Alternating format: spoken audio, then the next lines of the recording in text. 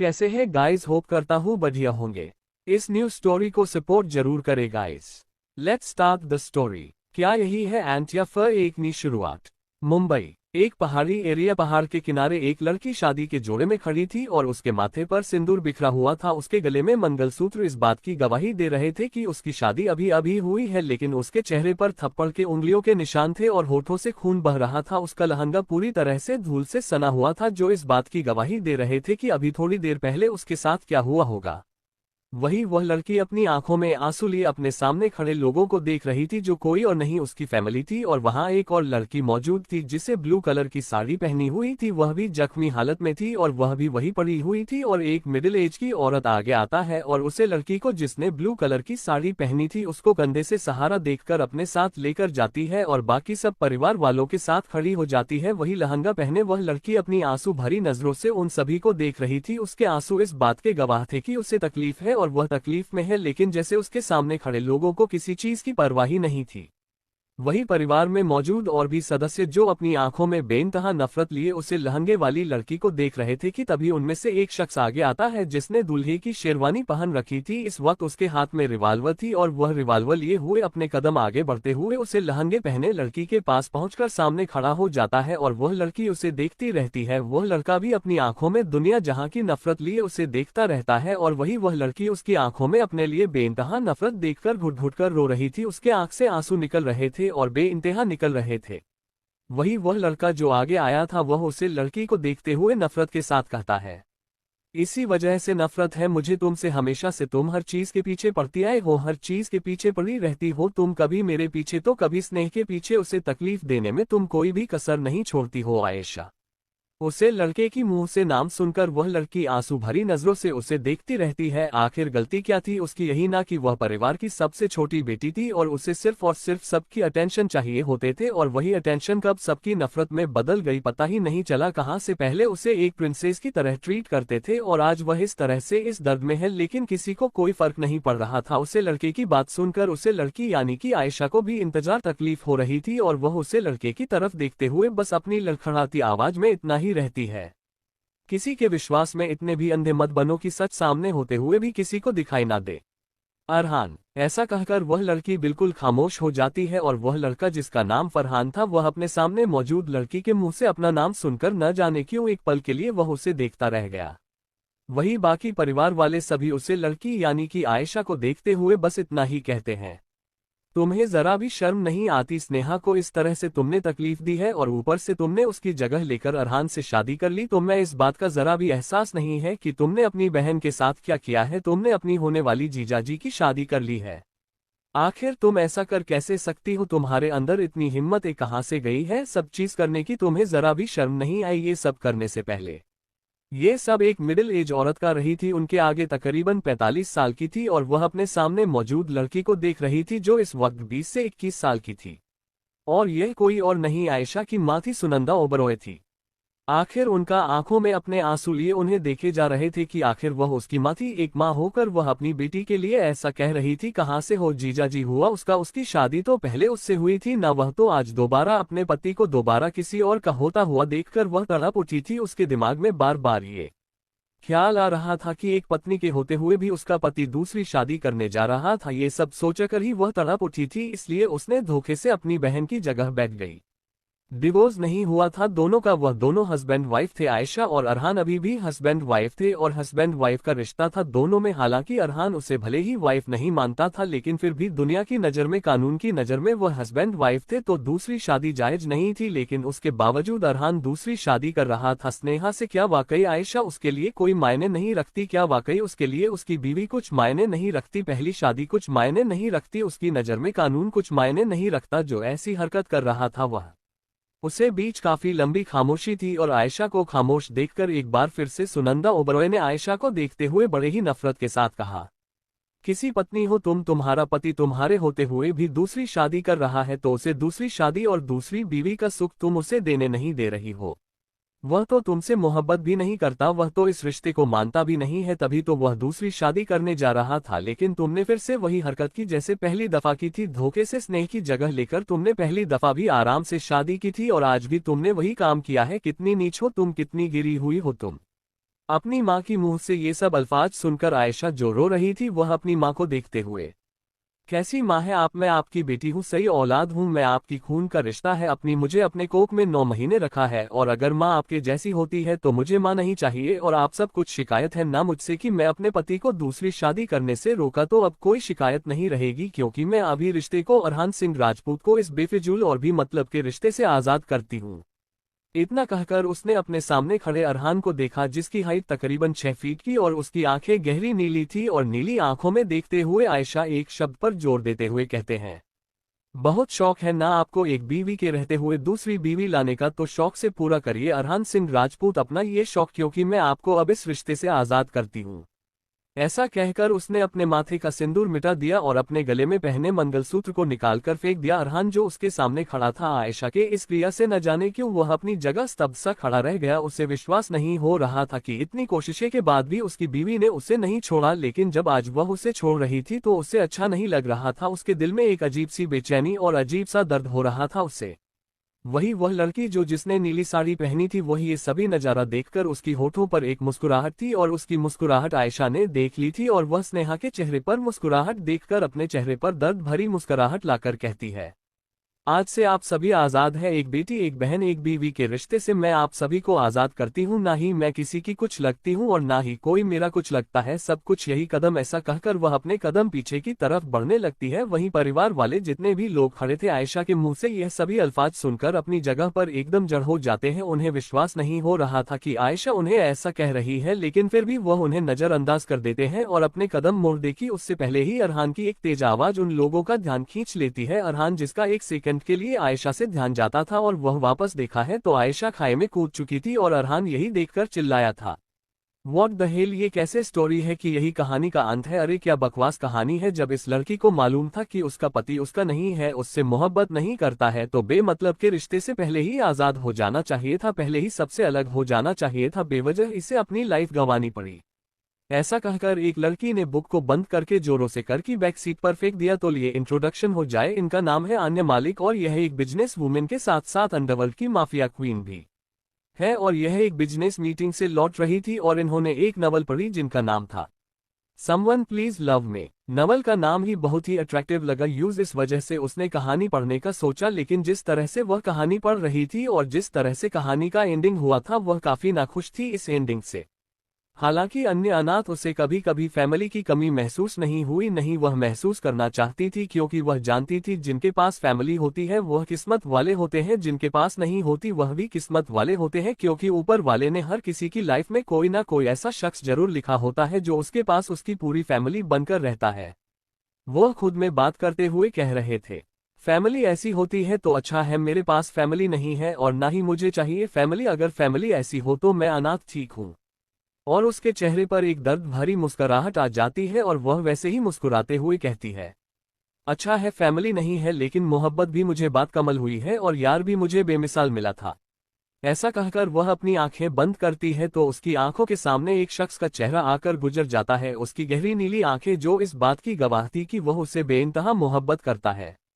वह अपनी आंखें झटके से खोलता है तो उसकी आंखों में आंसू थे कि वह अपनी मोहब्बत को याद कर रही थी। आज तो इस बात के थे कि वह अपनी मोहब्बत से बेइंतहा मोहब्बत करती थी, वह चाहती थी कि उसकी फैमिली हो, वह अपनी फैमिली बनाना चाहती थी, इसलिए उसने अपने लाइफ में एक ऐसे शख्स को एंट्री दी जो उससे बेइंतहा मोहब्बत करता था। लेकिन एक हादसे में अन्य की मोहब्बत थी और अन्य फिर से अनाथ हो गई और उसने डिसाइड किया कि वह दोबारा कभी मोहब्बत नहीं करेंगे। ये सब सोचकर ही अन्य की आंखों में आंसू आ गए और वह अपने हाथों से बड़ी बेरहमी के साथ अपने आंखों से आंसू पूछकर सामने देखने लगती है, और सामने देखते हुए वह एक ही बात कहती है, उनसे मोहब्बत कमाल की होती है जिनका मिलना मुकद्दर में नहीं होता। ऐसा कहकर वह पूरा ध्यान अपना ड्राइविंग पर लगा देती है। अभी वह ड्राइविंग कर ही रही थी कि अचानक से उसे ऐसा महसूस होता है कि कार की ब्रेक फेल है और वह काफी स्पीड में कार चल रही थी और कार जाकर तुरंत एक पेड़ से टकराती है और उसका सर डैशबोर्ड से टकराते हुए स्टीयरिंग पर लगता है, जिसकी वजह से उसके सर से काफी खून बहने लगता है और वह अपनी आंख के आंधी बंद करते हुए पूरी बंद कर लेती है और इसी के साथ वह इस दुनिया को अलविदा कह देती है। लेकिन वह अलविदा कहने से पहले एक बार फिर उसकी आंखों के सामने इस शख्स का चेहरा आता है जिससे वह बेपनाह मोहब्बत करती थी। वह शख्स उसे देखकर मुस्कुराता है और अन्य भी उसे शख्स को देखकर मुस्कुराती है और इसी के साथ वह अपनी आंखें हमेशा के लिए बंद कर देती है। रीबॉर्न। आन्या मलिक की जब आंखें खुली तो खुद को एक अनजान जगह पर पाया। वह अनजान जगह कोई और नहीं, एक बाथरूम का बाथटब था। वह पानी में डूब रही थी। अचानक ही वह एक झटके के साथ पानी से बाहर आती है और इसी के साथ वो काफी गहरी गहरी सांस लेने लगती है, क्योंकि ऐसा लग रहा था जब वह पानी में थी तो उसे अपनी सांस घुटती हुई महसूस हो रही थी। वह बाथटब से निकालकर अपने कदम मिरर की तरफ बढ़ा देती है। मिरर की तरफ जाकर वह पहले खुद का चेहरा देखते हैं। खुद का चेहरा देखकर वह काफी हैरान हो जाती है। खूबसूरत चेहरा, गहरी काली आंखें और आंखों पर काजल का पहरा, ऊपर से घनी पलके और हल्के चब्बी चीक्स, बॉडी एकदम परफेक्ट। वह खुद को आईने में देख रहे थे। आईने में काफी देर तक देखने के बाद वह अपनी नजर पूरे वॉशरूम की तरफ घूमती है तो वह पूरा वॉशरूम काफी खूबसूरत था और काफी बड़ा भी था। वह वॉशरूम को देखकर कोई प्रतिक्रिया नहीं देती और वह वैसे ही वॉशरूम का डोर ओपन करती है और बाहर निकल जाती है। वह जैसे ही रूम में दाखिल होती है तो उसकी नज़र पूरे रूम में जाती है। वह रूम काफी लग्जरियस और काफी बड़ा था। उसे रूम में हर एक चीज बहुत ही एलिगेंट और डिसेंट तरीके से रखी गई थी। उसे रूम को देखकर ही लग रहा था वह रूम किसी बड़े विला का एक लग्जरियस रूम है। रूम को देखकर वह गहरी सांस लेती है और रूम के बगल में ही एक और डोर था। वह स्लाइड डोर था। वह स्लाइड डोर ओपन करती है तो वह एक बहुत बड़ा और लग्जरियस वॉक इन वार्डरोब था, जिसमें हर फेस्टिवल, हर ऑक्शन के लिए ड्रेस रखी हुई थी। हर तरह के पस सैंडल रखे हुए थे। वह अपने कदम उसे तरफ बढ़ा देती है और जाकर एक सिंपल सा सूट लेती है जो कि एक चिकनकरी सूट था और डंबल और प्लाजो के साथ वह उसे चेंज करती है। चेंज करने के बाद वह बाहर आती है तो न जाने क्यों उससे बहुत कमजोरी सी फील हो रही थी, लेकिन वह अपने कदम उसे रूम से बाहर की तरफ निकाल देती है तो पूरे विला में सन्नाटा था और विला में सन्नाटा देखकर उसकी आंखें छोटी हो जाती है। वह समझ नहीं पा रही थी कि आखिर वह है कहाँ। इतना तो समझ गई थी वह कि उसका रिबॉन हुआ है, लेकिन वह है कहाँ ये चीज वह समझ नहीं पा रही थी। वह नीचे पहुंचती है और डाइनिंग टेबल पर जाकर बैठ जाती है। बैठने के बाद वह उसकी नजर टेबल पर रखे हुए कुछ ब्रेकफास्ट पर जाती है और केलॉग एस और मिल्क पर जाती है तो वह एक बॉल में क्या डॉग्स लेकर उसमें मिल्क डालकर आराम से उसे खाती है और उसके बाद जब उसे लगता है कि हाँ उसका पेट भर गया है तो वह अपनी जगह से खड़ी होती है और उसे पूरे विल को देखने लगते हैं। थोड़ी ही दूर जाकर वह पूरे विल को देखते हैं तो वह रॉयल ब्लू और का व्हाइट कलर के कॉम्बिनेशन कलर का विला बहुत ही खूबसूरत लग रहा था। हर एक चीज वहां बहुत ही खूबसूरत और एलिगेंट तरीके से रखी गई थी। बिना ज्यादा बड़ा नहीं था लेकिन हाँ इतना भी छोटा नहीं था। वहां की हर एक चीज बहुत ही डिसेंट वे में रखी गई थी। जैसे उसे विला के मालिक को बहुत ज्यादा चीजों का शौक नहीं था, लेकिन फिर भी जो भी चीज वहां रखी थी वह सभी चीज बहुत ही एक्सपेंसिव और कीमती थी।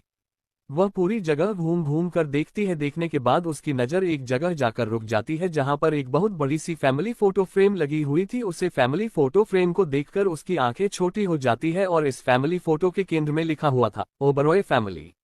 नाम को पढ़कर अचानक ही उसके दिमाग में कुछ पुरानी चीज रेल की तरह घूमने लगती है, जैसे एक औरत का एक 4-5 साल की बच्ची को घसीटकर उसे बड़े से मिला से बाहर करना और वह बच्ची का रोना भी लगाते हुए सबसे कहना। और उसके बाद कुछ सालों बाद का सीन, एक लड़की को किसी ने बहुत बुरी तरीके से बेल्ट से मारा था। ये सभी सीन उसके दिमाग में घूमने लगता है और वह अपना दिमाग पकड़ लेती है और अचानक ही कुछ चीज है बहुत ही तेजी से उसके दिमाग में घूमने लगती है और वह इन सब चीजों से संभाल नहीं पाती। अचानक बेहोश होकर गिर जाती है।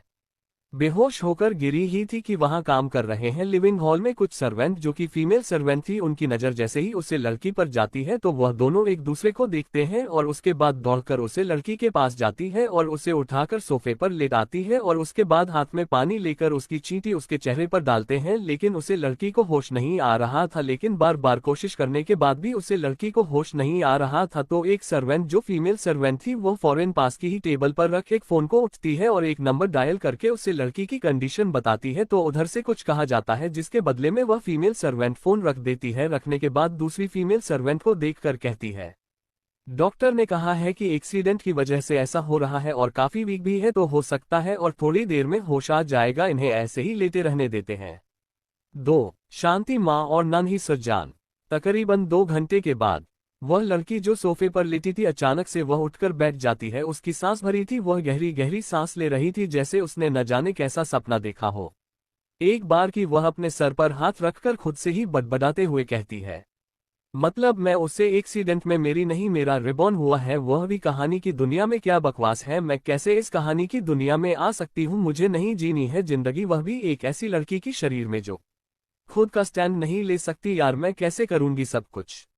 और फिर ऊपर बड़ी बेबसी के साथ देखते हुए भगवान जी से शिकायत करते हुए कहती है, भगवान जी, आप मेरे साथ ऐसा बिल्कुल नहीं कर सकते। आपको जन्म देना ही था तो मुझे किसी और के शरीर में देते ही। यह क्या है, मैं किसके शरीर में आई हूँ? आयशा ओबरॉय, जो ओबरॉय फैमिली की बेटी है, लेकिन उसे कभी हक नहीं मिला अपनी बेटी होने का, और ना ही कभी ओवरऑल फैमिली ने उसे अपनी बेटी मन नहीं, कभी एक बेटी बहन और यहाँ तक कि बीवी का भी दर्ज नहीं मिला है। मैं कैसे सब कुछ करूंगी? मुझे नहीं झेल जाते ये सब रिश्ते।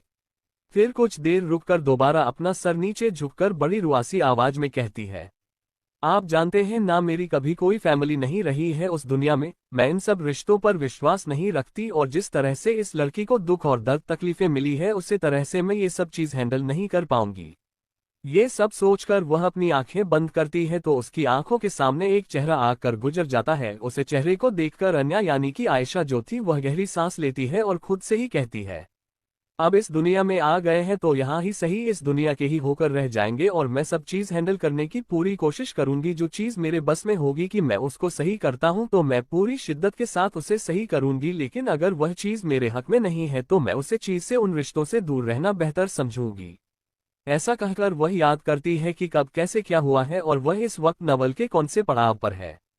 बहुत याद करने पर उसे याद आता है कि आज से एक हफ्ते बाद अरहान सिंह राजपूत की एंगेजमेंट थी, और राजपूत विला में जब अरहान के एंगेजमेंट की बात हो रही थी तब आयशा वहीं मौजूद थी, और कल ही तो बात हुई थी, और अपने सामने अपने हस्बैंड की दूसरी शादी का जिक्र सुनकर उसे बहुत तकलीफ हुई थी। वह चाह कर भी किसी को कुछ समझ नहीं पा रही थी। उसे उम्मीद थी कि कम से कम उसके फैमिली वाले, ना सही उसके ससुराल वाले ने सही, काम से कम उसका हस्बैंड तो उसे समझेगा, लेकिन उसके हस्बैंड ने भी इस बारे में कुछ नहीं कहा, और ना ही वह कहना चाहता था।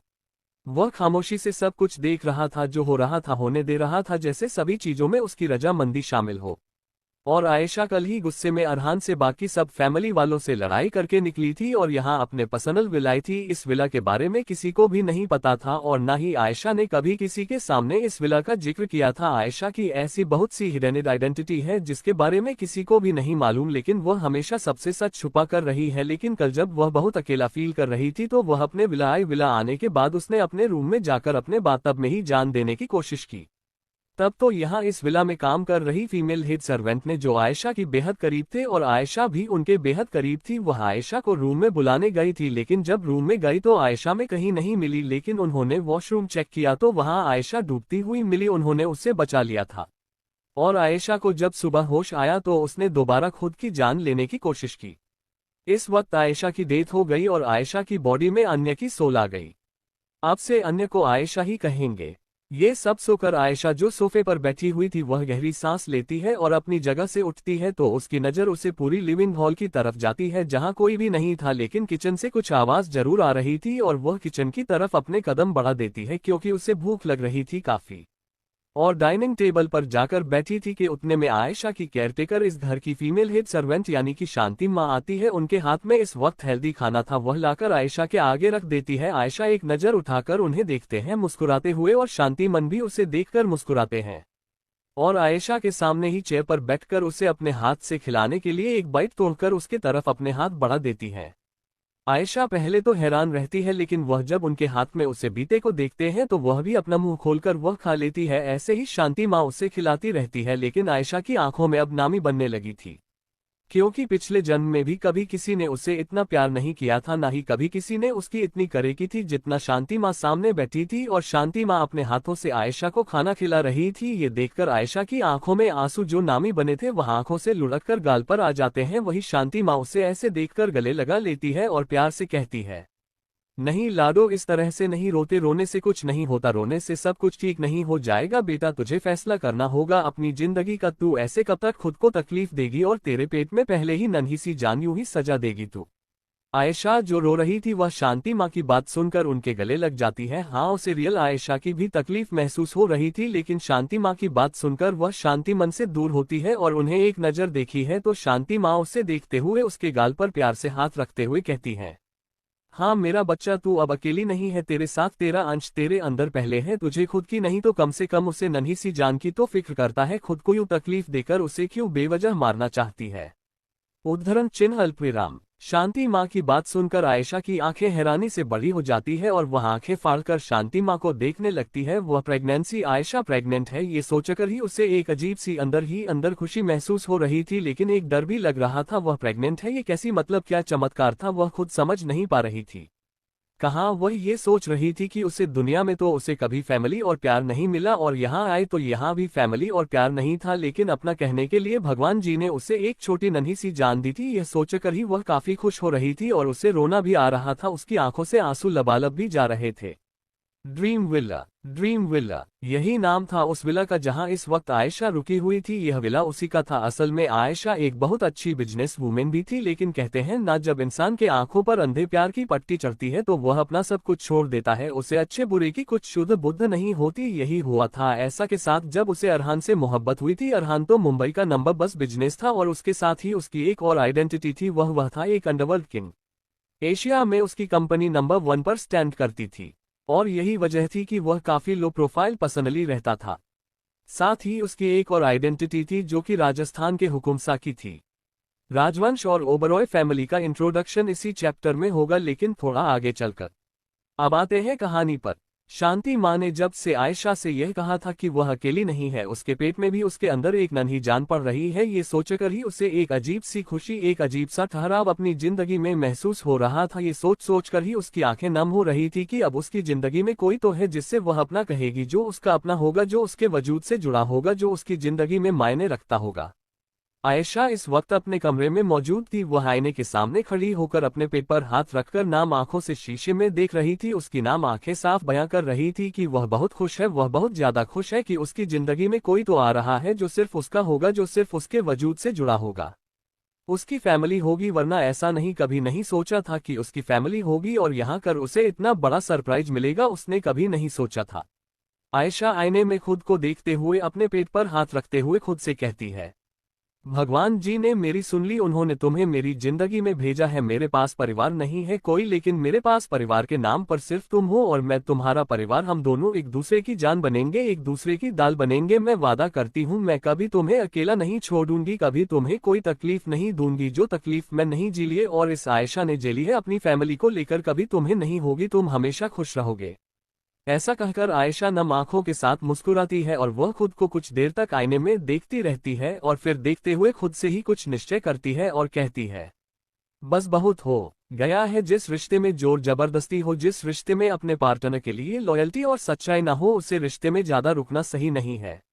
ऐसा कहकर वह अपनी आंखों से आंसू को साफ करती है और अपने कदम एक वार्डरोब की तरफ बढ़ती है। वहां से जाकर उसे वार्डरोब को ओपन करके उसमें से एक पेपर निकलती है। उससे पेपर पर साफ साफ लिखा हुआ था डाइवोर्स एग्रीमेंट।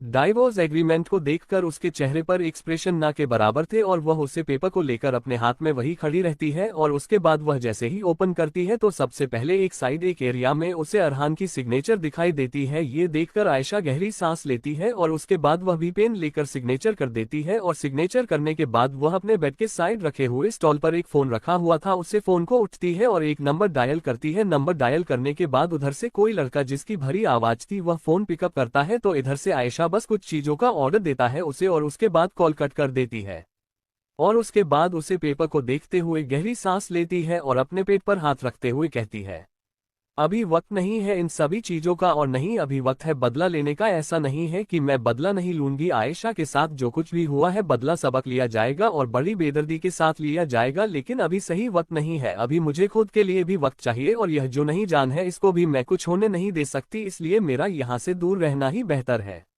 ऐसा कहकर वह अपने रूम से बाहर आती है और अपने रूम से बाहर आने के बाद वो लिविंग हॉल में देखती है अपने ऊपर के फ्लोर से ही तो शांति माँ उससे लिविंग हॉल में नजर आती है। शांति माँ को देखकर आयशा कहती है, शांति माँ पैकिंग कर लीजिए, हम लोग यहाँ से जल्द शिफ्ट हो रहे हैं।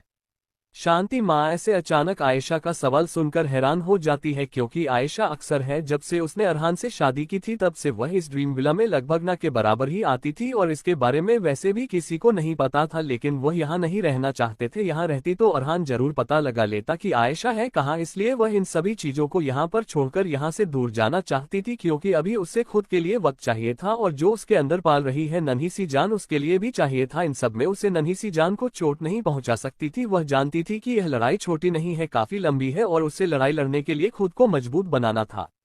आयशा अपने रूम में आती है, थोड़ी देर में वह एक पेपर में कुछ लिखकर उसे डिवोर्स एग्रीमेंट फाइल पर रख देती है और उसके बाद नीचे की तरफ चली जाती है। वह जब नीचे आती है तो लिविंग हॉल में एक 26-27 साल का लड़का वहां मौजूद था। उसे लड़के को देखकर आयशा के कदम रुक जाते हैं। उसे लड़की को देखते हैं जिसे वह लगभग पहली दफा देख रही थी, लेकिन वह लड़का अपने सामने खड़ी आयशा को देखकर उसकी आंखों में नमी आ जाती है, क्योंकि यह लड़का कोई और नहीं आयशा का असिस्टेंट था और उसका नाम था आर्यन रहेजा। यह आयशा का असिस्टेंट भी था और बहुत अच्छा दोस्त भी था। वह अपने कदम आयशा की तरफ बढ़ा देता है और आयशा के गले लग जाता है। आयशा भी उसे अपनी गले लगा लेती है। थोड़ी देर बाद दोनों अलग होते हैं और आयशा आर्यन की तरफ एक फाइल बढ़ा देती है। उसे फाइल को देखकर आर्यन कंफ्यूज नजरों से आयशा को देखने लगता है, तो आयशा उसकी कंफ्यूजन क्लियर करते हुए कहती है, तुम सही कहते थे आर्यन, जबरदस्ती के रिश्ते में रहना और जबरदस्ती रिश्ते में किसी को बांधे रखना बहुत गलत है, इसलिए मैं जबरदस्ती के रिश्ते से अरहान को आजाद कर रही हूँ। और तुम ये फाइल है जाकर अरहान को दे देना। और इस फाइल में एक लेटर भी है, वह लेटर 2 है और एक ओबरॉय फैमिली को देना, एक अरहान को देना। आयशा इतना कहकर मुस्कुराती है तो आर्यन भी उसकी बात पर मुस्कुरा देता है और उसके बाद आयशा शांति माँ की तरफ देखती है जो लगभग एक सूटकेस लेकर तैयार थी और ऐसा भी उन्हें देखकर मुस्कुराते हैं और अपने कदम वहां से बाहर की तरफ बढ़ा देती है। बाहर जाने के बाद बाहर एक कर खड़ी थी। कर में बैठकर आयशा, आर्यन और शांति माँ तीनों बैठ जाते हैं और उसके बाद उनकी कर अपनी मंजिल की ओर चल पड़ती है। आयशा और दादाजी की बात अब आगे। आयशा इस वक्त शांति माँ और आर्यन के साथ अपनी कर में बैठकर उसकी कर अपनी मंजिल की तरफ चल पड़ती है। वह दोनों की कर कुछ ही पल में आकर एयरपोर्ट के बाहर रुकती है। आर्यन उस सवाल करने की कोशिश करता है, लेकिन उससे पहले ही आयशा उसके सवालों को समझकर कहती है, मैं जानती हूँ तुम्हारा सवाल क्या है, लेकिन तुम्हारे सवाल का जवाब अभी तुम्हें थोड़ी देर में मिल जाएगा।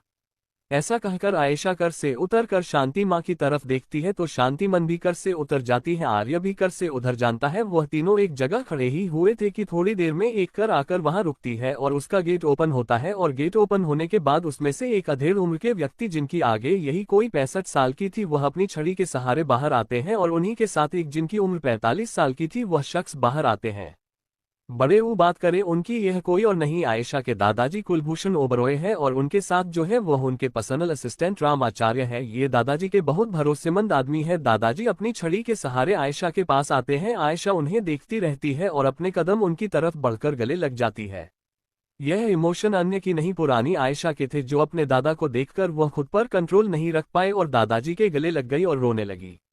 दादाजी भी उसे अपने गले लगाए हुए थे। उसके सर पर प्यार से हाथ फेरते हैं। उसकी रोने की आवाज जब वह सुनते हैं तो दादाजी अपनी आंखें बंद कर लेते हैं, क्योंकि वह भी जानते थे कि आयशा के साथ अच्छा नहीं हुआ है, बुरा ही हुआ है। दादाजी आयशा को संभालते हुए कहते हैं, रोने की जरूरत नहीं है बेटा, मैं खुश हूं कि तुमने कम से कम अपनी सेल्फ रिस्पेक्ट को आगे रखकर तुमने बहुत अच्छा फैसला लिया है। तुम यहाँ से दूर जा रही हो, बस खुद का ख्याल रखो, इसके अलावा मुझे कुछ नहीं चाहिए। अगर तुम्हें ओबरॉय फैमिली से दूर रहकर खुशी मिलती है, सुकून मिलता है, तो मैं तो यही चाहूंगा कि मेरी प्यारी पोती सुकून में रहे, खुशियों से मिलती रहे, भगवान से यही दुआ है।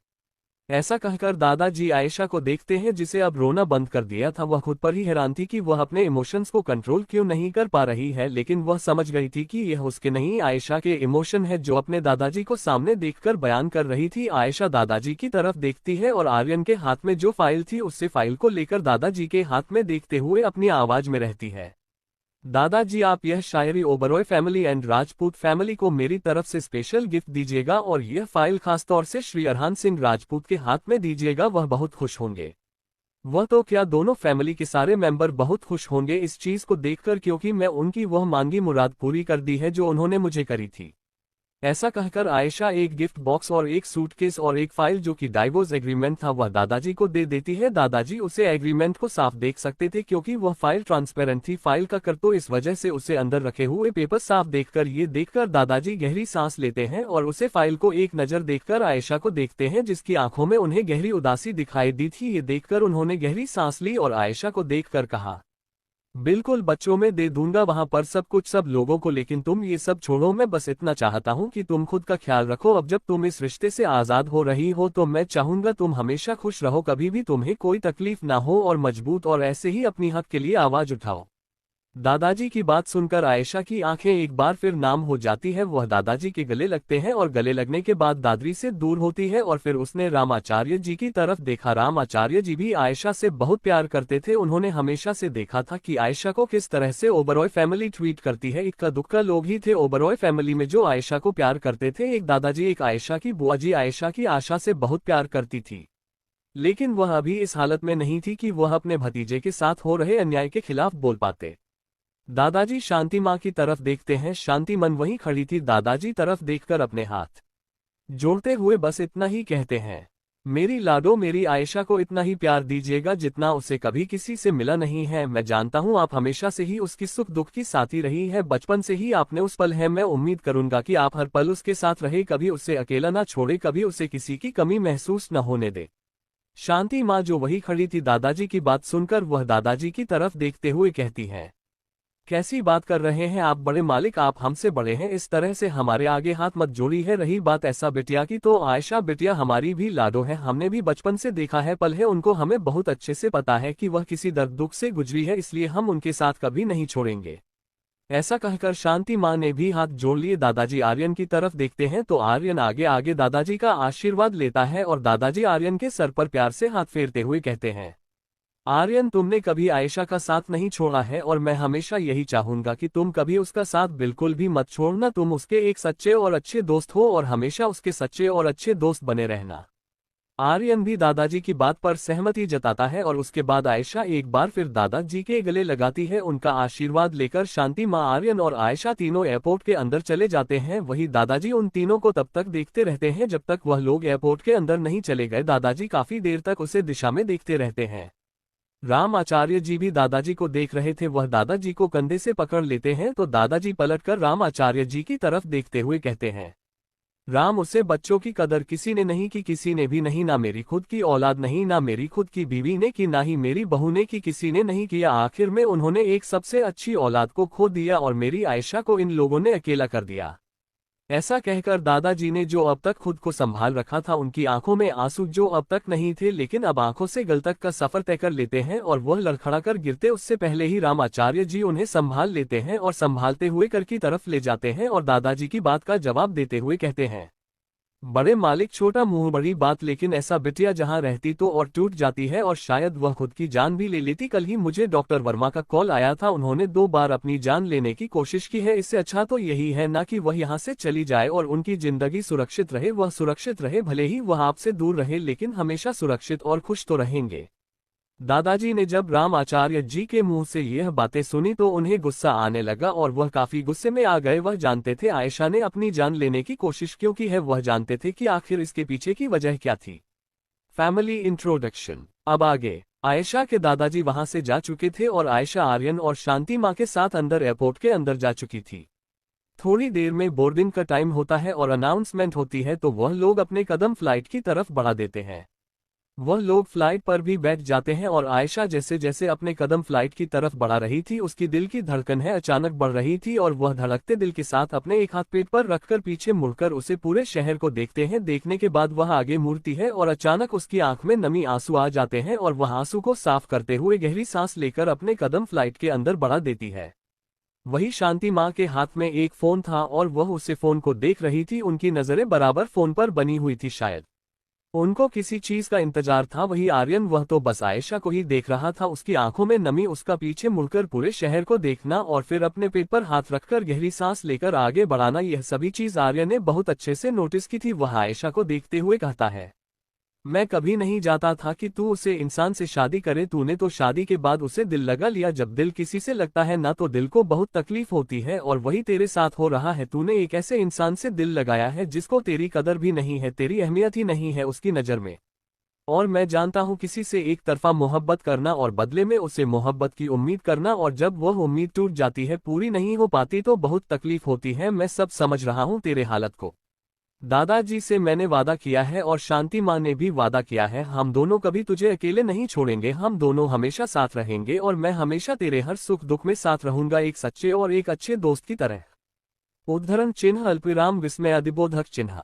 ऐसा कहकर आर्यन गहरी सांस लेकर आयशा के साथ कदम से कम मिलते हुए वह लोग फ्लाइट के अंदर आ जाते हैं और अपनी अपनी सीट पर बैठ जाते हैं। इत्तेफाक कहीं या फिर ऊपर वाले की किस्मत, आयशा को विंडो सेट में आती है और वह विंडो सीट से उसे पूरे एयरपोर्ट को देख रही थी। थोड़ी ही देर में वह फ्लाइट उड़ान भरने लगती है और इसी के साथ पूरे मुंबई का नजारा उसे दिखाने लगता है। आयशा उसे गुजरते हुए मुंबई को देखकर खुद से कहती है, मैं वापस आऊंगी और अपने हर एक जख्मों का, हर एक आंसुओं का हिसाब लूंगी तुमसे। अरहान सिंह राजपूत।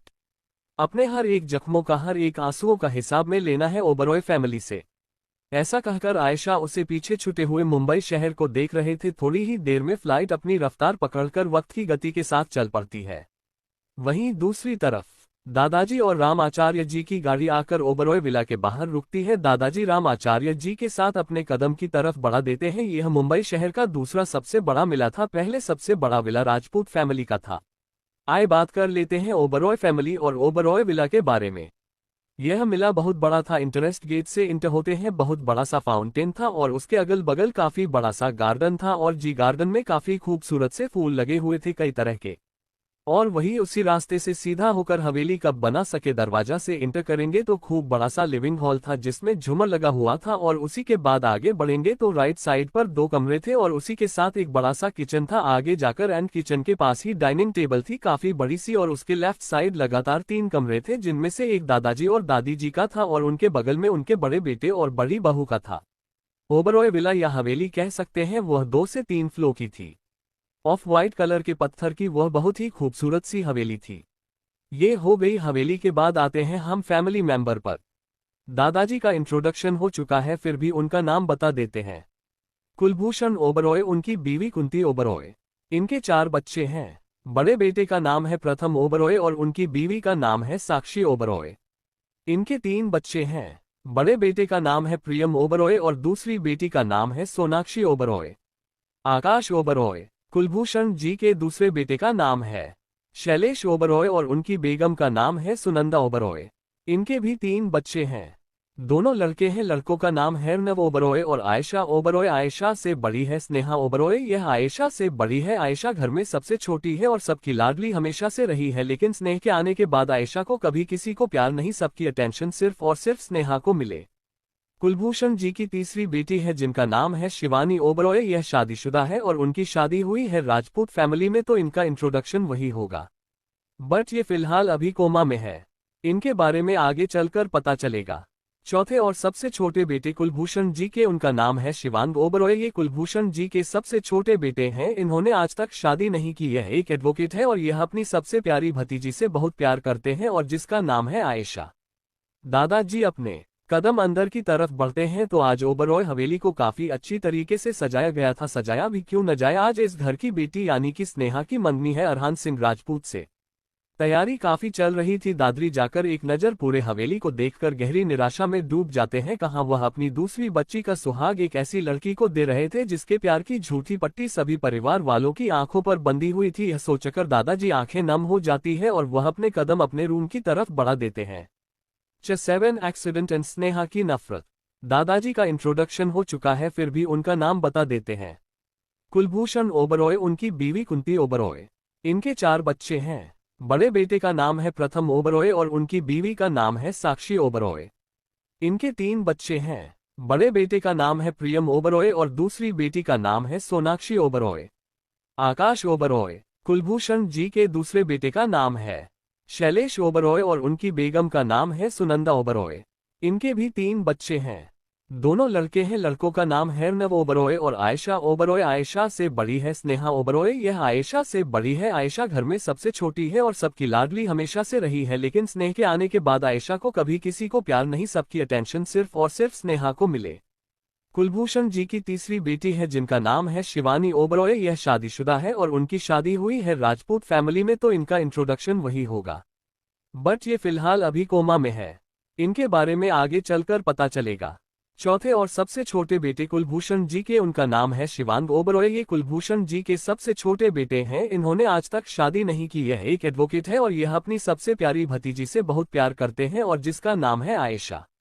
दादाजी अपने कदम अंदर की तरफ बढ़ते हैं तो आज ओबरॉय हवेली को काफी अच्छी तरीके से सजाया गया था। सजाया भी क्यों न जाए, आज इस घर की बेटी यानी कि स्नेहा की मंगनी है अरहान सिंह राजपूत से। तैयारी काफी चल रही थी। दादरी जाकर एक नजर पूरे हवेली को देखकर गहरी निराशा में डूब जाते हैं। कहाँ वह अपनी दूसरी बच्ची का सुहाग एक ऐसी लड़की को दे रहे थे जिसके प्यार की झूठी पट्टी सभी परिवार वालों की आंखों पर बंधी हुई थी। यह सोचकर दादाजी आंखें नम हो जाती है और वह अपने कदम अपने रूम की तरफ बढ़ा देते हैं।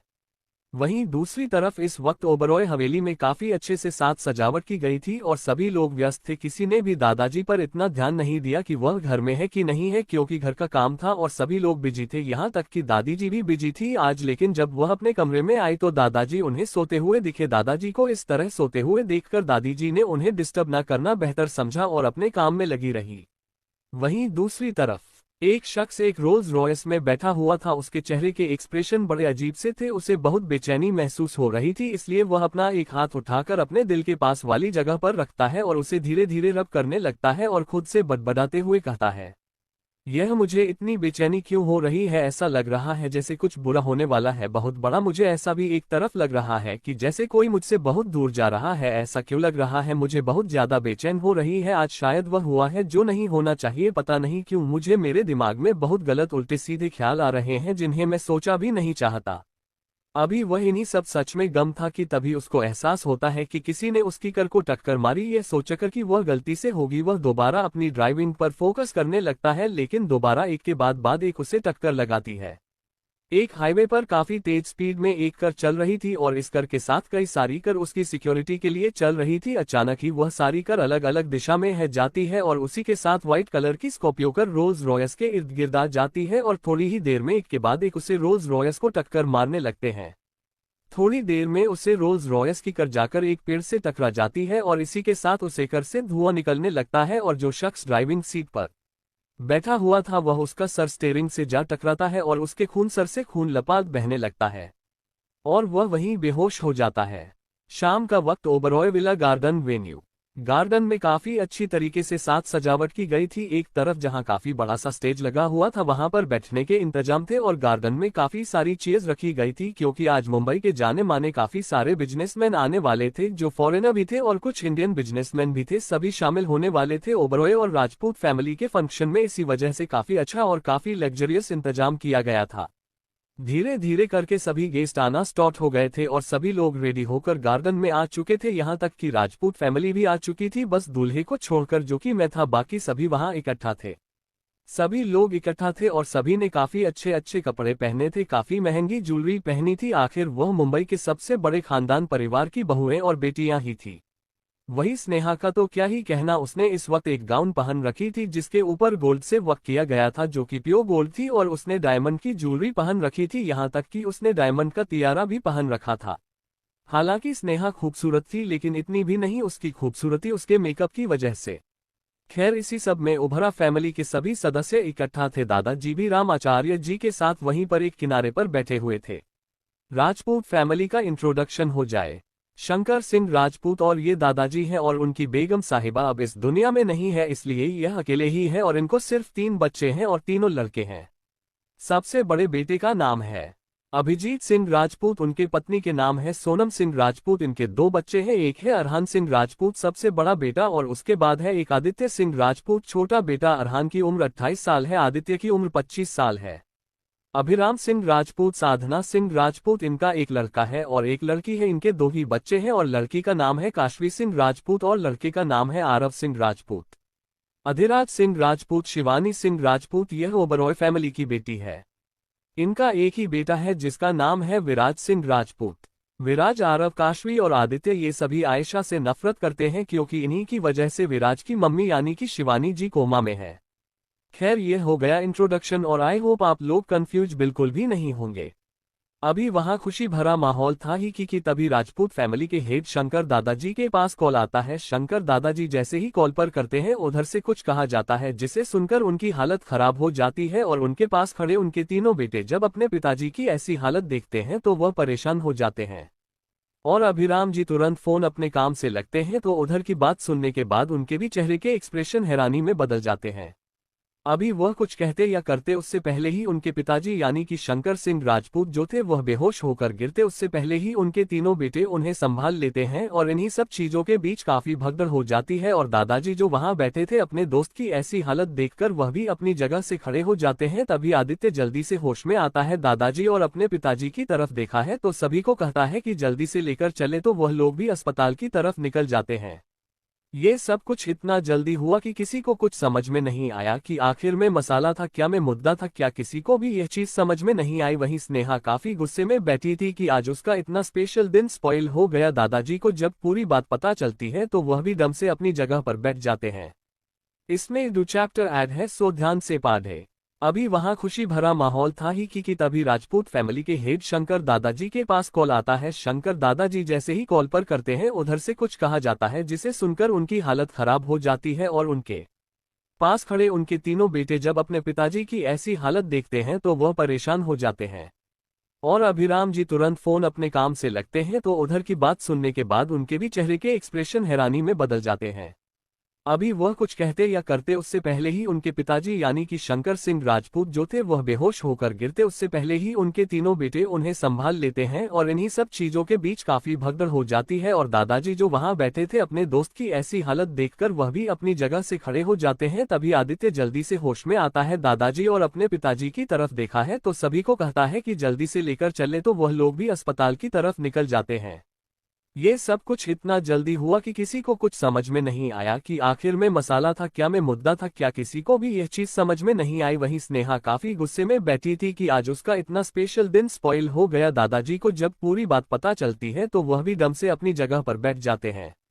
आदित्य के साथ राजपूत दादाजी और शेखावत फैमिली के जेंट्स मेंबर सभी उन्हें लेकर अस्पताल की तरफ चले जाते हैं। वही ओबरॉय फैमिली के मेंबर भी साथ में चले जाते हैं। अब वहां पर स्नेहा अकेले रह गई थी, उसके साथ सुनंदा की भी रुकी थी। स्नेहा की आंखों में इस वक्त आंसू था और वह आंसू भरी नजरों से सुनंदा जी की तरफ देखते हुए कहती है, माँ मेरे साथ ऐसा क्यों होता है? जब भी मेरा कोई स्पेशल दिन होता है कोई ना कोई वजह से मेरा वह स्पेशल दिन पूरी तरह से स्पॉइल हो जाता है, ऐसा क्यों होता है मेरे साथ माँ? ऐसा कहकर स्नेहा रोने लगती है और वही सुनिंदर जी अपनी बेटी को इस तरह से रोते हुए देखकर उसे फौरन गले लगा लेती है और गले लगाते हुए उसे चुप करते हुए बस इतना ही रहती है। स्नेहा इसमें रोने वाली कोई बात नहीं है बेटा, कोई बुरी खबर होगी, तुमने देखा ना तभी तो राजपूत अंकल की तबीयत बिगड़ गई, भगवान करे उनको कुछ होना वरना तुम्हारी यह शादी काफी दिनों तक रुक जाएगी। स्नेहा सुनंदा जी की बात सुनकर मन में खुद से कहती है, जो मरता है मारे, मुझे उससे फर्क नहीं पड़ता, मैं अरहान से शादी करके रहूंगी, मुझे आयशा की जगह लेनी है और मैं वह जगह नहीं छोड़ने वाली, वह जगह हमेशा से मेरी थी और पहले ही कुलभूषण उससे बुढ़े आदमी ने पहले ही मेरी जगह आयशा को दे दी और अब फिर से मैं अपनी जगह मुंह हाथ से जाने नहीं ले सकती और ना ही अरहान को अपने हाथ से जाने दे सकते। मुझे जल्दी कुछ करना होगा वरना सब कुछ मेरे हाथ से फिसल जाएगा और मैं चाह कर भी कुछ नहीं कर पाऊंगी। और आज ही राजपूत बुद्ध को भी दौरा पड़ना था, सॉरी, मुसीबतें मेरे ही स्पेशल दिन पर क्यों होती है, क्यों आखिर क्यों? ऐसा कहकर स्नेहा अपने हाथ की मुट्ठी कस लेती है और हाथों की मुट्ठी बनाते हुए खुद से ही रहती है, मैं अपना ये दिन हर हाल में स्पॉइल नहीं होने दूंगी। अरहान कहाँ हो तुम, प्लीज आज जाओ, आज एंगेजमेंट पूरी कर लो। ऐसा कहकर वह एंट्रेंस गेट की तरफ देखने लगती है जैसे उसे इंतजार हो अरहान आएगा और उसके साथ एंगेजमेंट करेगा। लेकिन इस बात से अनजान राजपूत दादाजी जो अरहान के एक्सीडेंट की ही खबर सुनकर वह होश गंवा बैठे थे। सिटी हॉस्पिटल, यहाँ का नजारा ही अलग था। एक तरफ जहाँ ऑपरेशन थिएटर में राजपूत फैमिली का बेटा जो मौत और जिंदगी से लड़ रहा था, वहीं दूसरी तरफ राजपूत फैमिली के हेड यानी कि दादाजी भी मौत और जिंदगी से लड़ रहे थे। उन्होंने जब अरहान के एक्सीडेंट की खबर सुनी तो वही ये सदमा बर्दाश्त नहीं कर पाए और उनको उनका हार्ट अटैक आ गया। वहीं दूसरी तरफ ऑपरेशन थिएटर में राजपूत फैमिली पहले ही वहां पहुंच चुकी थी और वहां पहुंचते ही उन्हें अपनी फैमिली के बॉडीगार्ड्स नजर आते हैं। ये देखकर सभी के चेहरे पर एक परेशानी भरा लुक नजर आता है, लेकिन उनकी परेशानी और कंफ्यूजन जल्दी दूर हो जाती है जब सबको पता चलता है कि अरहान का बहुत ही मेजर एक्सीडेंट हो गया है और वह काफी क्रिटिकल कंडीशन में है। ये जानकर सभी राजपूत फैमिली के मेंबर हैरान हो गए और राजपूत फैमिली बस अरहान के सही होने की दुआ कर रहे थे और वही अरहान की मां की हालत रो रो कर बुरी हो गई थी। अरहान की हालत काफी खराब थी, उसके सर से हाथ पैर से काफी खून बह रहा था और डॉक्टर उसका ट्रीटमेंट कर रहे थे और एक डॉक्टर की नजर 2 हार्टबीट मॉनिटर पर थी जिसकी पल्स रेट ऊपर नीचे हो रही थी। डॉक्टर जब भी अरहान भी पल्स रेट नीचे देखते हैं तो उनके माथे पर पसीना आने लगता और वह अपने माथे का पसीना पूछते हुए अरहान का ऑपरेशन कर रहे थे, क्योंकि अरहान कोई नॉर्मल इंसान तो नहीं था। अरहान के बारे में पूरी मुंबई को पता था और सबको पता था कि अरहान कितना खतरनाक है और यह भी पता था कि अरहान के फैमिली वाले उससे लेकर बहुत ज्यादा पजेसिव है और खास तौर से अरहान के पिताजी भी बहुत खतरनाक है, वह भी एक माफिया किंग रह चुके हैं। भले ही उनकी गाड़ी अब अरहान संभालता हो, लेकिन वह भी कम खतरनाक नहीं थे। अपने बेटे की एक्सीडेंट की खबर सुनकर वह उन्होंने डॉक्टर को साफ तौर पर कहा था कि अरहान उन्हें सही सलामत चाहिए। इस वजह से डॉक्टर काफी ज्यादा परेशान थे। अचानक ही एक डॉक्टर की नज़र हार्टबीट मॉनिटर पर जाती है। उनकी नज़र हार्टबीट मॉनिटर और उसके हार्टबीट मॉनिटर पर उसकी हार्टबीट रेटिंग बता रही थी, जो काफी नीचे की तरफ जा रही थी। नीचे जाते अचानक ही एक सीधी लाइन दिखाने लगता है। इसी के साथ डॉक्टर के हाथ में जो सीएसर कॉटन एंड स्पाचूला वगैरह थे वो सभी गिर जाता है और डॉक्टर की आंखें हैरानी से बड़ी हो जाती है। लेकिन डॉक्टर हार नहीं मनाना चाहते थे। उनको बाहर जाकर मरना नहीं था अरहान के पिताजी के हाथों, इसलिए वह सभी अपनी कोशिश में लग जाते हैं और अरहान डेफिब्रिलेटर के जरिए उससे बिजली का झटका देने लगते हैं ताकि उसकी सांसें वापस आ जाए। लगातार 4 से 5 बार करने पर तब जाकर मॉनिटर में एक लाइन ऊपर होती है और इसी के साथ अरहान एक जोर की गहरी सांस लेकर अपनी आंखें खोल देता है। आंखें खोलने के बाद वह अपनी नजर इधर उधर करके देखता है तो वह कुछ करता या कहता उससे पहले ही दोबारा उसकी आंखें बंद हो जाती है और वह बेहोश हो जाता है।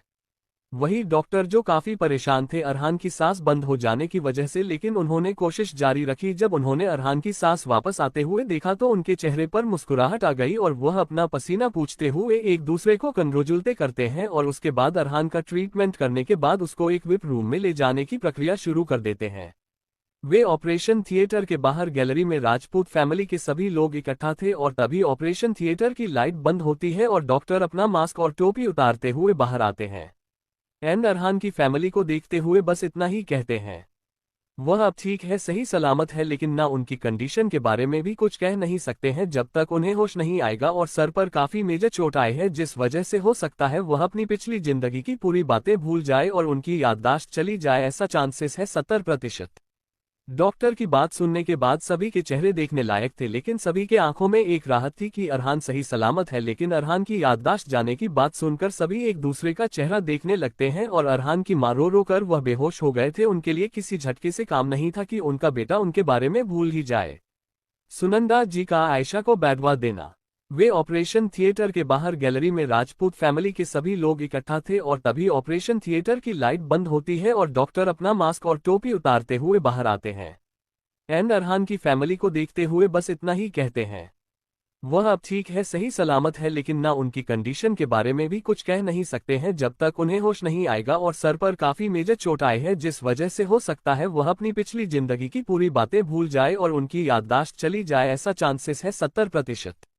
डॉक्टर की बात सुनने के बाद सभी के चेहरे देखने लायक थे, लेकिन सभी के आंखों में एक राहत थी कि अरहान सही सलामत है। लेकिन अरहान की याददाश्त जाने की बात सुनकर सभी एक दूसरे का चेहरा देखने लगते हैं और अरहान की मां रो रो कर वह बेहोश हो गए थे। उनके लिए किसी झटके से काम नहीं था कि उनका बेटा उनके बारे में भूल ही जाए। थोड़ी देर में सभी लोग दादाजी के वार्ड में थे। दादाजी इस वक्त होश में आ चुके थे और डॉक्टर ने उन्हें सदमा देने से सख्त मना किया था, कोई ऐसी बात बताने से सख्त मना किया था कि जिसे सुनकर उन्हें सदमा पहुंचे या फिर उन्हें गहरा धक्का लागे। इस बात का घर परिवार वाले इसी असमंजस और इसी परेशानी में थे कि आखिर वह अरहान के बारे में कैसे बताएंगे उनको, लेकिन फिर भी उनको बताना ही था कि आखिर अरहान की हालत अब कैसी है। वहीं अब तक ओबरॉय फैमिली की सारी लेडीज को भी पता चल चुका था कि अरहान का एक्सीडेंट हुआ है और उसकी खबर के बारे में सुनकर सबसे ज्यादा स्नेहा को धक्का लगा था, क्योंकि स्नेहा उम्मीद कर रही थी कि अरहान अब जाकर उससे एंगेजमेंट करेगा। लेकिन एंगेजमेंट करने की बजाय अरहान का एक्सीडेंट हो गया था और वह इस वक्त अपनी जिंदगी के पुराने हर एक बात को भूल चुका था और वह एकदम हैरान परेशान इतनी ज्यादा थी और टेंशन की वजह से वह रोने लगी थी और सुनंदा की उसे संभाल रही थी। सुनंदा की स्नेहा को रोते हुए देखकर बस यही सोच रही थी कि आखिर उनकी बेटी की जिंदगी में ऐसा ही क्यों लिखा है। वह अरहान से इतनी मोहब्बत कर दिया और हाँ नहीं मिल पाया, लेकिन अरहान का एक्सीडेंट हो गया और अरहान अपनी पुरानी पिछली यादें भूल चुका है। ये जानकर उन्हें स्नेह के लिए बहुत बुरा लग रहा था और वह परेशान हो रही थी। और वहीं दूसरी तरफ स्नेहा इस बात से परेशान नहीं थी, वह परेशान इस बात से थी कहीं अरहान दोबारा से आयशा के करीब न जाए, दोबारा से वह आयशा को अपने करीब न कर ले। बहुत मुश्किल से उसने वह सब चीज अपने अंडर कंट्रोल की थी, लेकिन अब सब चीज उसके अंदर में नहीं थी और ना ही वह अरहान को अब कंट्रोल कर पाएगी। वह यही सभी चीज सोच रही थी। वहीं कुछ वक्त में ओबरॉय फैमिली के सभी मेंबर हॉस्पिटल पहुंच चुके थे और सभी को अरहान की हालत के बारे में पता चल चुका था और सभी लोग वहीं मौजूद थे। स्नेहा बहुत ज्यादा परेशान थी और उसकी परेशानी और उसकी आंखों में आंसू देखकर सभी को बुरा लग रहा था कि आखिर आज उसकी एंगेजमेंट होने वाली थी, लेकिन आज ही के दिन अरहान के साथ इतना बड़ा एक्सीडेंट हो गया। लेकिन सुनंदा की स्नेहा को इस तरह से परेशान होता हुआ देखते हैं तो उसकी तरफ देखते हुए कहती है, तुम्हें परेशान होने की जरूरत नहीं है स्नेहा, अरहान को सब कुछ जल्दी याद आ जाएगा और तुम देखना तुम्हारी शादी हो गई, अरहान से परेशान मत हो बेटा। स्नेहा सुनंदा जी की तरफ देखते हुए कहती, माँ ये सब कुछ आयशा की वजह से हुआ है, सब कुछ हो मेरी खुशियाँ बर्दाश्त ही नहीं कर पाती, आखिर उसकी काली नज़र मेरी खुशियों पर लगी गई माँ, उसकी वजह से खराब हो गया, देखा ना आपने अरहान को क्या हो गया, अपनी पिछले पूरी यादें भूल चुका है माँ, सब कुछ भूल चुका है वह, और उसी में भी नहीं याद रह पाऊंगी, फिर मुझे भी भूल गया होगा, सब कुछ भूल गया सिर्फ और सिर्फ आयशा की वजह से। स्नेहा ने एक बार फिर आयशा के नाम पर यह बिल फाड़ दी थी कि यह सब कुछ आयशा की वजह से हुआ, लेकिन आयशा तो क्या उसकी वजूद तक कोई यह चीज खबर नहीं थी कि ऐसा कुछ होने वाला है, और ना ही वह जानती थी और ना ही जानना चाहती थी कि किस क्या हुआ है, वह तो यहाँ थी ही नहीं। स्नेहा ने यह बात सबके सामने कही थी जिससे सबके दिलों में एक बार फिर आयशा के लिए नफरत भर जाए, और यही हुआ, सबको इसकी इन सब पूरे चीजों की जिम्मेदार आयशा ही लगे, क्योंकि ऐसा यहाँ मौजूद थी ही नहीं, उन सबको यही लग रहा था कि आयशा की वजह से ही यह सब चीज हो रही है। वही सुनंदा की स्नेहा की बात सुनकर गुस्से भरी आवाज में उसकी बातों का जवाब देते हुए कहती है, तुम ठीक कह रही हो स्नेहा, ये सब कुछ कल मुही और बेगैरत लड़की की वजह से हुआ है, पता नहीं क्यों तुम्हारी ही खुशियों को वह नजर लगती है, मर क्यों नहीं जाती वह, मारकर चली क्यों नहीं जाती इस दुनिया से, हो क्यों हमारी खुशियों को, क्यों हमारे घर में जो भी खुश होने वाला होता है अच्छा उसे देखकर वह जलती है। सुनंदा की एक माँ होकर अपनी सगी बेटी को कोस रही थी, उनकी सगी बेटी थी ऐसा, और सगी बेटी के लिए इतनी नफरत देखकर कुलभूषण जी जो वहीं बैठे हुए थे वह अपनी छड़ी पटकते हुए कहते हैं, बस खबरदार बहू, अगर तुमने इसके अलावा एक और अल्फाज भी कहा था जब पूरा सच मालूम ना हो तब तक कुछ बोलना नहीं चाहिए, और इसके ऊपर तो मेरी जान लग रही हो उससे पहले ये तो पता कर लो वह घर में मौजूद है कि नहीं, घर तो छोड़ो पूरे शहर में मौजूद है कि नहीं, अरे शहर तो छोड़ो पूरे देश में पता करो वह मौजूद है कि नहीं, उसके वजूद तक को पता नहीं है कि यहाँ क्या हो रहा है, क्योंकि वह यहाँ मौजूद ही नहीं है। दादाजी की इतनी कर्कश और रबीली आवाज सुनकर सभी को सांप सूंघ जाता है, वही सुनंदा की और बाकी घर के सभी सदस्य ओबरॉय फैमिली के और राजपूत फैमिली के सवालिया नजरों से दादाजी को देखने लगते हैं। वही दादाजी राम आचार्य जी की तरफ देखते हैं तो वह अपने साथ एक फाइल और वही गिफ्ट बॉक्स लेकर आते हैं और देखते हुए उन सभी को कहते हैं, जिसको तुम बद्दुआ दे रही हो, जिसकी तुम मरने की दुआ कर रही हो, वह कब का ओबरॉय फैमिली और राजपूत फैमिली से रिश्ता तोड़कर जा चुकी है, तुम जिसे अभी कोर्स रही हो वह तुम्हें अपनी मां तक नहीं मानती। दादाजी की बात सुनकर सुनंदा की, उनके हस्बैंड स्नेहा, बाकी सब की आंखें हैरानी से बड़ी हो जाती है। वही स्नेहा जब दादाजी की बात सुनती है तो उसके होठों पर और उसकी आंखों में एक जंग जीतने वाली मुस्कान और चमक दिखाई देती है जो किसी को नहीं दिखाई देती, लेकिन राम आचार्य जी और दादाजी को बखूबी दिखाई देती है। वह स्नेहा को खुश होते हुए देखकर अपनी मुट्ठी कस के बंद कर लेते हैं और अपनी छड़ी पर पकड़ कर देते हैं और सबकी तरफ देखते हुए कहते हैं, जाने से पहले उसने तुम सबके लिए बहुत अच्छा तोहफा दिया है और खास तौर से अरहान को दिया है। मैंने सोचा था अरहान से मुलाकात होगी आज तो उसे जरूर वह तोहफा जो आए आसानी से देने के लिए दिया है वह मैं दे देता हूँ उसे, लेकिन मुझे नहीं पता था कि अरहान का एक्सीडेंट हो जाएगा, लेकिन तुम सबके लिए भी तोहफा बहुत अच्छा दिया है, उसने एक दफा खोलकर जरूर देखना।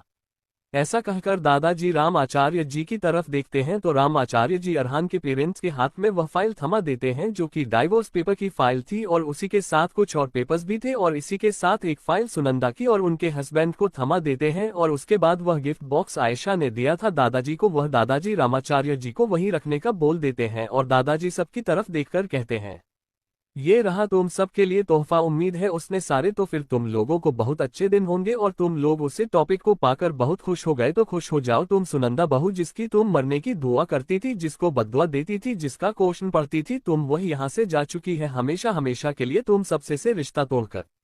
टू गाइज आज के लिए BSS इतना हाई, मिलते हैं नेक्स्ट चैप्टर में। Thanks for watching friends, next episode come soon.